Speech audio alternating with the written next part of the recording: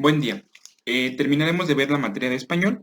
Son documentos legales y documentos administrativos lo que veremos el día de hoy. Para finalizar, bueno, los documentos legales se les considera también textos instructivos, toda vez que dan indicaciones a los sujetos, quienes deben cumplirlas. La obligatoriedad hace distinción entre un instructivo y un documento legal. El primero, es decir, los instructivos, son pasos que debe seguir para cumplir un fin determinado. El segundo, de no cumplirse, se hace acreedor el infractor a una sanción y obligarla a cumplir, siendo este tipo de enunciados los que rigen la convivencia humana. Entonces, un instructivo es una serie de pasos para que se deben de seguir para cumplir un determinado fin. Por ejemplo, el armar un juguete. Pero si este no sigue las instrucciones, puede que no armes bien el juguete. Esto no quiere decir que el juguete te empiece a pegar porque lo armaste mal. No, ahí no hay una sanción. A diferencia de los documentos legales que si se infringen, sí habrá una sanción. Las características de los documentos legales proporcionan una lista de normas obligatorias, es decir, son coercibles, que en caso de no cumplirse puede exigirse su cumplimiento por medio de sanciones tangibles. Esto, aunque es de formación, de todos modos para que lo tengan de una vez. Heterónomas son creadas por otra persona o institución, es decir, no las crea la misma persona que a quien están dirigidas. Esto es en relación a las normas autónomas. ¿Cuáles son esas?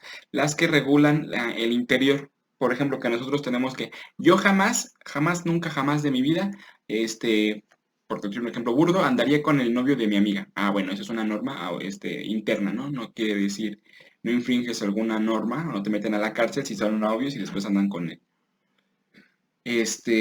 Bueno, bilaterales concede derechos y obligaciones, eso es bilateralidad, como te concede un deber, también te concede un atributo, algo que tú puedes exigir.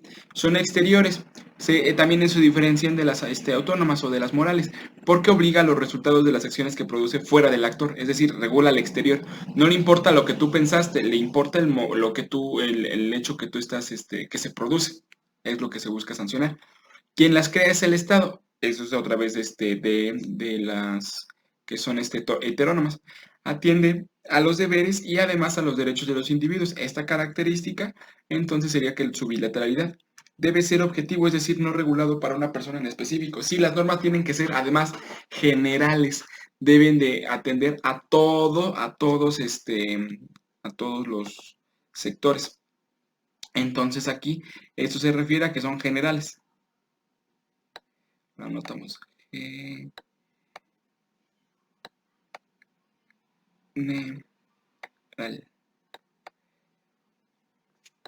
Por ejemplo, no puede, tú pones, por decir, un negocio de un objeto que no existe en la naturaleza, pero solamente tú lo tienes, lo puedes hacer, ¿no? Una cosa, un supuesto muy burdo.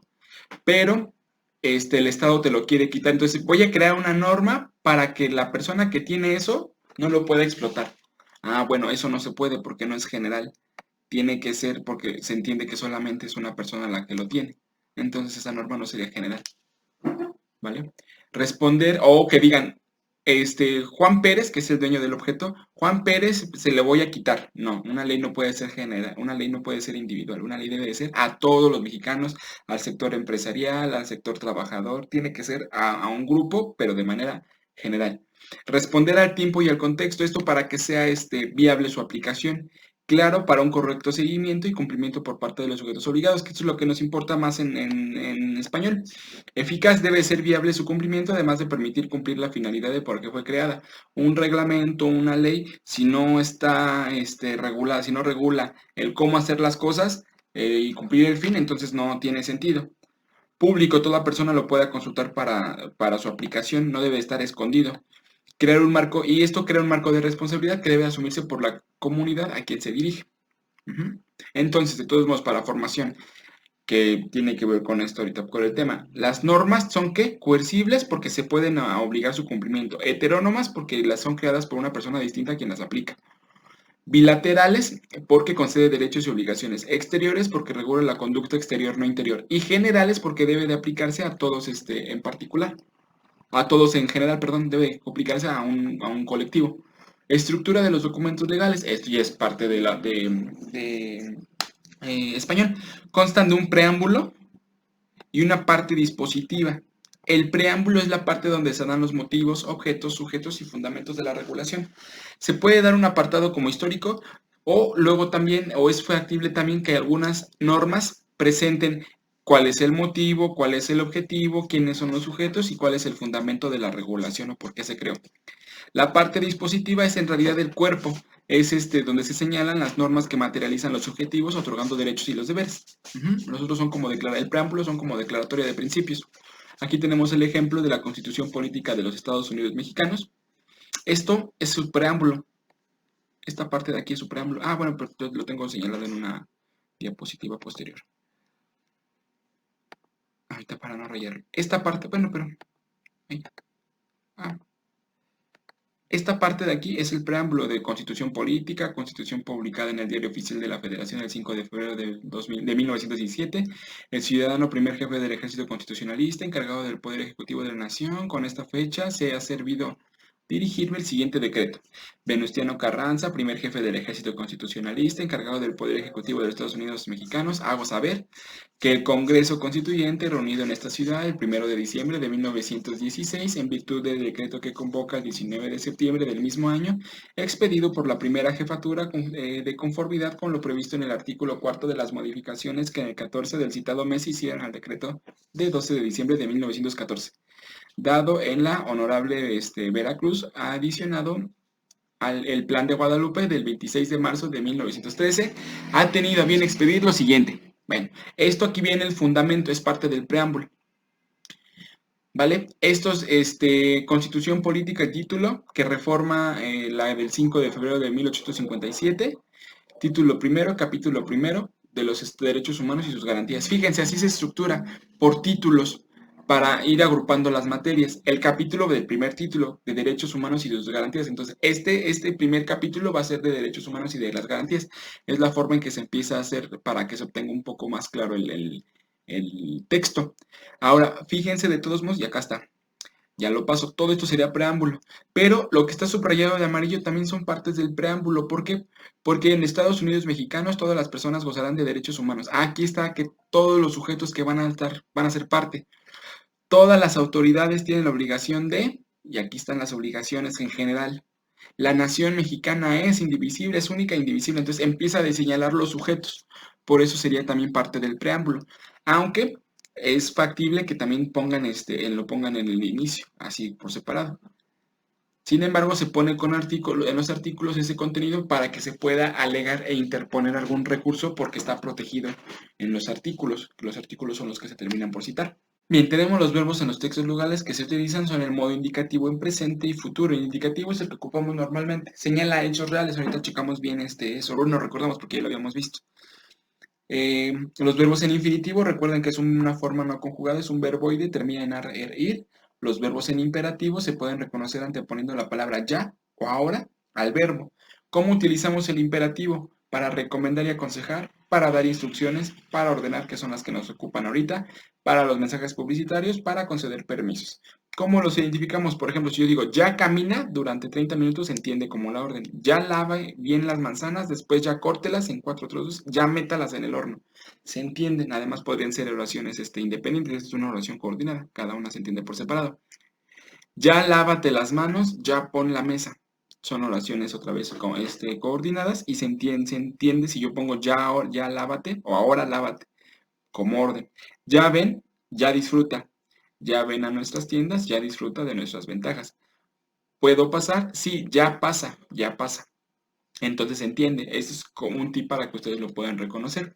Ahora, los verbos en presente que encontramos en indicativo en este texto que habíamos revisado, tienen la obligación de promover. Está prohibida la esclavitud. Que atente contra la dignidad humana, que tenga objeto de anular. Fíjense, este es el tiempo presente, sin, ¿cómo se llama? Está ocupando el presente atemporal, porque no se sabe cuándo se va a realizar, pero se tiene que cumplir. Eso es el uso del presente atemporal. De hecho, entonces el modo indicativo en presente atemporal. Y futuro, que están subrayados de amarillo, gozarán, podrán, interpretarán, deberá, alcanzará. Son como aspiraciones.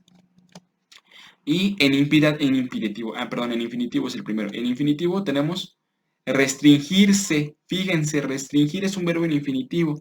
Se agrega con el se y se forma un pronombre enclítico. Con un pronombre enclítico. Acuérdense que el pronombre enclítico es el que se le pega al verbo. Suspenderse. Aquí también está pegado, pero es un verbo en infinitivo. Promover, respetar, proteger, garantizar, prevenir, investigar, sancionar, reparar, menoscabar. Ahí están. Ahora, imperativo. Los verbos en imperativo, aquí nada más tenemos uno. De hecho, el imperativo es el de los que menos se ocupa. Para dar una en textos legales, queda prohibida. Ya queda prohibida, ahora queda prohibida. Ajá, se está ordenando. Y ahí está. Ahora, el modo del verbo, esto ya lo habíamos visto, pero para que lo tengan otra vez. Forma en que se realiza la acción o el grado de la realidad o fuerza ilocutiva, es decir, la función con la que se presenta de la predicación verbal. En castellano existen tres modos: indicativo para referir hechos reales, subjuntivo para referirse a acciones posibles, pueden identificarse y conjugar anteponiendo al verbo, que, al verbo. Eso es lo que se puede anteponer para que nosotros lo podamos identificar. Y además termina en es, hemos y eis. Esos son los modos subjuntivos. ¿Vale? Que trabajase, que comiese, que viviese, que tuviese, que tuviésemos. El eis se ocupa más en español europeo. Imperativo, que se usa en la segunda persona del singular o plural, tú, usted, para mandar o sugerir y rogar. Ya vimos de todos modos cómo lo podemos identificar con el ya o ahora. Ajá. Bien, ahora, documentos legales de uso diario. De aquí tenemos la factura, que es la justificación fiscal de la entrega de un producto o la provisión de un servicio que afecta al obligado tributario, el emisor, que es el vendedor, y al obligado tributario, receptor, el comprador. Tradicionalmente es un documento en papel, ya también lo es electrónico, de hecho está obligado a hacerse electrónico, cuyo origen debe ser archivado por receptor de la factura en el que se señala el monto del IVA. ¿Esto qué quiere decir tributario? Que es para el pago de impuestos. Es una comprobante ante el Estado de que se están cumpliendo con las obligaciones fiscales. Tenemos que va a tener el nombre de las empresas, hacia quién va dirigido. Aquí está el IVA desglosado. Ahí está. Ahí está el IVA desglosado. ¿Ya ven? Y tiene un montón de datos. Pero debe tener nombre, producto, nombre de quien lo tiene, nombre de quien lo compró. Aquí está el receptor, cliente. Dirección de ambos. ¿Qué compró? El pago, costo total y el IVA. Esto sirve para comprobar que se está pagando el IVA. Pagaré, título de crédito o valor, que contiene la promesa incondicional de una persona llamada suscriptora de pagar a otra persona que se denomina beneficiaria o tenedora una suma determinada de dinero. ¿Qué es un título o valor? Un título o valor es un documento que por sí solo representa dinero. Un título o valor es el dinero, por ejemplo. El papel, si tú tienes un billete de 500 pesos, de 20 pesos, ese billete es un título o valor que por tenerlo representan 20 y 50 pesos. Ajá. ¿Qué quiere decir? Que cuando tú lo entregas, estás otorgando ese dinero a otra persona. Pero es un poco más, es un título distinto. El pagaré debe de tener la leyenda, ¿dónde estás? Debo y pagaré incondicionalmente por a la orden de. Esto lo que busca comprobar es, no me interesa cómo surgió la deuda, sino simplemente tienes esta deuda y se tiene que buscar cumplir. ¿Por qué? Porque es un título de crédito. Es importante, debe de tener la cantidad por la que se prestó. Déjenme cambiar el fecha. La cantidad que se prestó, la fecha en la que se prestó, los sujetos en donde se pagó, la cantidad escrita con número y letra, nombre y dirección del deudor, firmas. Además, la firma de quien lo tenga. ¿Vale? Cheque es un título o valor que contiene una orden incondicional de pago dada por una persona llamada librador a una institución de crédito llamada librado, de pagar a la vista de un tercero llamado beneficiario o al portador una cantidad de dinero. ¿Qué pasa con esto? Bueno, para que haya un cheque se requieren tres sujetos: el banco, la persona que tenga una cuenta en el banco y que esa persona que tiene una cuenta en el banco le deje dinero o obtener dinero de la cuenta, entre comillas, suya, para poder retirar dinero. Es un cheque. Ajá. Igual debe de tener el banco, quien lo hizo, el nombre de la persona, la cuenta bancaria, el nombre de la persona a quien está dirigido y la firma.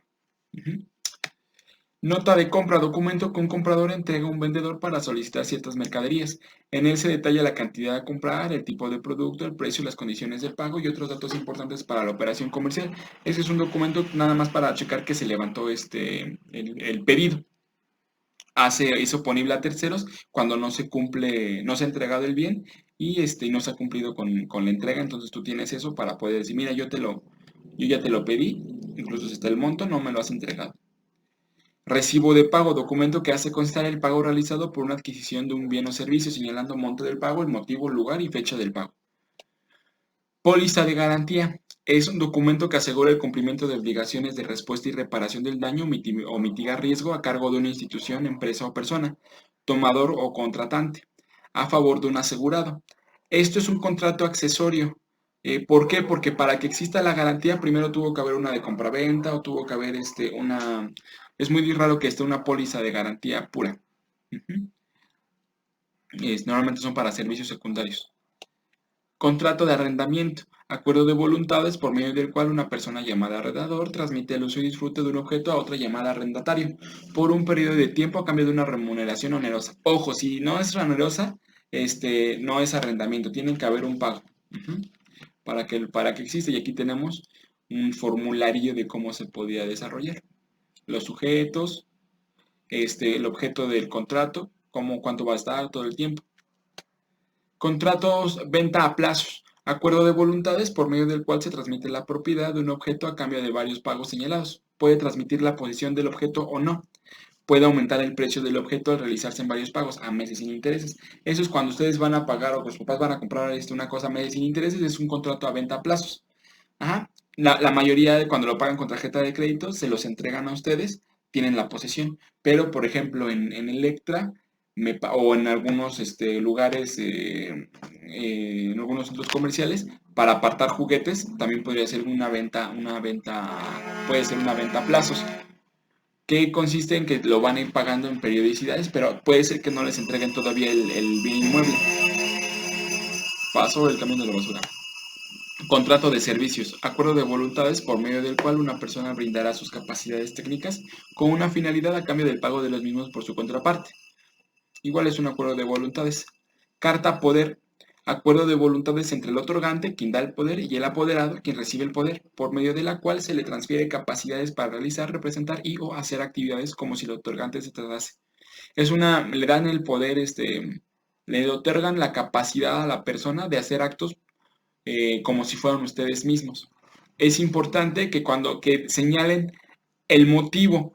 ¿Por qué? Porque si ustedes nada más les ponen, le doy el poder para representarme ante, ¿qué será? Ante la secundaria técnica número 83. Ahí solamente para eso serviría. Y es lo correcto y lo ideal, porque si ustedes después le dan una carta de poder a otra persona y no señalan para qué fin, puede ser que les quite hasta su empresa, que les quite sus bienes. ¿Por qué? Porque le dieron poder amplio. Entonces se entiende que tienen la capacidad para hacerlo. Por eso es importante delimitar. Tiene poder para representarme, para qué y en dónde. Ujú. Escritura pública, documento original que el notario asienta en los folios para hacer constar uno o más actos jurídicos, el que debe ser firmado por los comparecientes al final. El notario es el facultado para autorizar definitivamente la escritura cuando se le haya justificado que se ha cumplido con todos los requisitos legales para ello. La autorización definitiva contendrá la fecha, la firma y el sello del notario. Son actos que se desarrollan para que tengan una validez formal del Estado. Hay personas que se les conoce como notarios públicos, que ellos tienen la fe pública. Es que la fe pública es yo como si fuera del Estado, como si lo hubiera visto el Estado, yo lo vi, es verdad. Y así funciona, un documento de escritura pública. Son de los documentos que tienen para acreditar, son los que mayor valor probatorio pueden tener. Contrato de prenda o boleta de empeño. Es un contrato por medio del cual, acuérdense, contrato, acuerdo de voluntades, se entrega una cosa mueble como garantía de un crédito, donde intervienen dos partes, una denominada deudor prendario, que da la cosa en prenda, y otro acreedor prendario. La boleta de empeño es un documento que ampara un préstamo que hace una persona o institución a una persona, llamada también pignorante, quien deja un objeto en poder del prestamista, en prenda o en garantía por el dinero prestado, pactando una o varias fechas de pago. Entonces, ¿qué es el contrato de prenda? Es un préstamo, pero con garantía de un objeto mueble. ¿Qué es un objeto mueble? Un objeto mueble es que se puede mover. Si ustedes piden un préstamo a cambio de un objeto inmueble, por ejemplo, una casa, eso sería una hipoteca. Entonces, contrato de prenda es cuando es un objeto inmueble, un objeto mueble, perdón, contrato de prenda, un objeto mueble se deja en garantía para que nos presten dinero o para que se preste dinero, ¿vale? Y su boleta es su comprobante de que ustedes son dueños del objeto y del monto a pagar. Los formularios. Un formulario es un documento utilizado para la recolección de datos de manera estructurada. Los documentos legales existen formularios que se utilizan para la realización de actos de manera cotidiana. Son usados también en la administración para facilitar la recolección de datos y agilizar los procesos. Como uso individual no es recomendable los formularios para los actos jurídicos. Estos deben de ser personales y satisfacer condiciones particulares, no estandarizadas. Por eso es importante que por ejemplo, este es un formulario. Este a lo mejor le sirve a la empresa y está bien. Ahí no hay ningún problema. Este no es un formulario. Este es un formulario, pero les digo, dice con número, otorgo a, con número de identificación absoluto. Poder absoluto, no. O sea, le están dando todo el poder de representación de su persona. No, por eso no es recomendable utilizar formularios en actos jurídicos. Aquí tenemos otro formulario. Los personas, los sujetos. Dice, se adjunta anexo al presente fotocopia. Ve, no dice el monto que a pagar. Entonces, con esto ya lo dejaron vivir hasta que se acabe el contrato. Entonces, es importante señalar y que ver que no siempre los formularios sirven. Aquí sí, porque dice recibí la cantidad por concepto de deja ya llenar lo que se requiere. Este también es un formulario porque empieza a dejar los espacios para poner aquí en este lado todos los productos y desglosar los datos que están aquí. Este sí sirve, sí es útil para en general. Los cheques luego también son formularios. Esta de lo que está de letras, se llena a mano. Ese es un formulario correcto. También este es un formulario, por eso está todo tachado. Para que no lo vayan a ocupar. Este no es un formulario y ya. Entonces, con esto terminaríamos todo lo que. Muchas gracias, que tengan buen día.